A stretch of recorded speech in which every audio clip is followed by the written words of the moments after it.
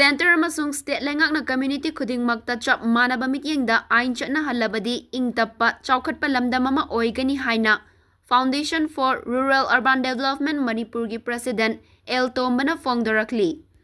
Manipurda maitai furup na laiminariba kanagoma furup amatada lana chatkhiba natraga kaihauruba khatnaba hauruba amata laikhide.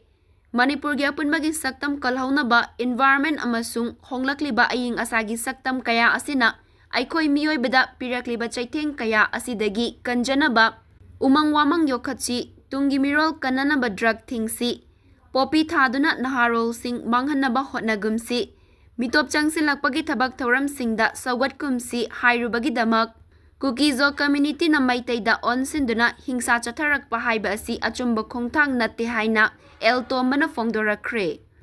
Asigumba aranba taubasing laibak asigi ain gi makada chap chana laukhatfam thokpa akan mathabak laukhatuna athingba pinanaba hotnagadaba center amasung state Leingakna achan mirai naina thabak tawrakpadagi Amadi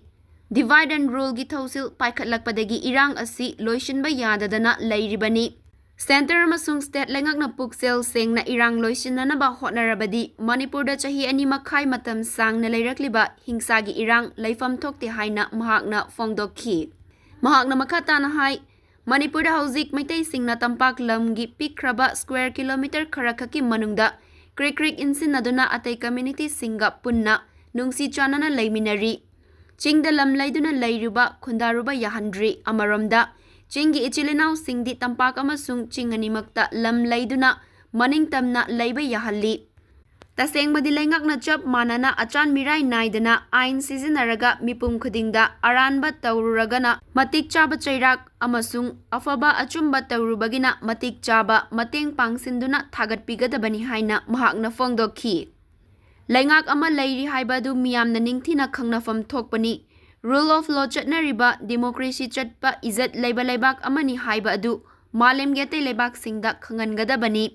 chahi ani makhai sangna national highway sing kanglup amakhakna maram laitana ain gi wangmada thingzinduna thamlaga atamnana kanglup amakhakta chatpa yahandana lairiba asi yengduna tumina khangduna lairiba Indian security forces singi thawong malemda amukta thengnadri haina tombana angakpa fongdokhi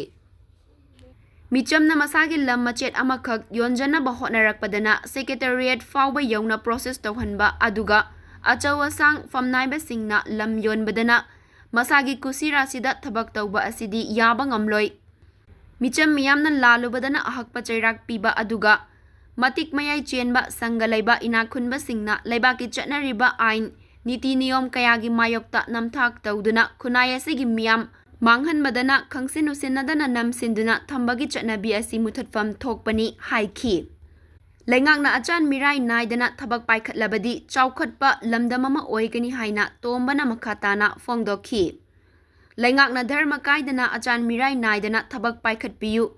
Tampak khaktada ain chatnaraga chingdana ain leitabagum akanmana achumba sakpagi chatnabi ama lairiba asi. Center Leingakna dharma yaudana michang mikhai naiba thausil chathabadagini. Dharma kairabadi minasu yarakloi aduga ishorgi chairaksu fangani haiki.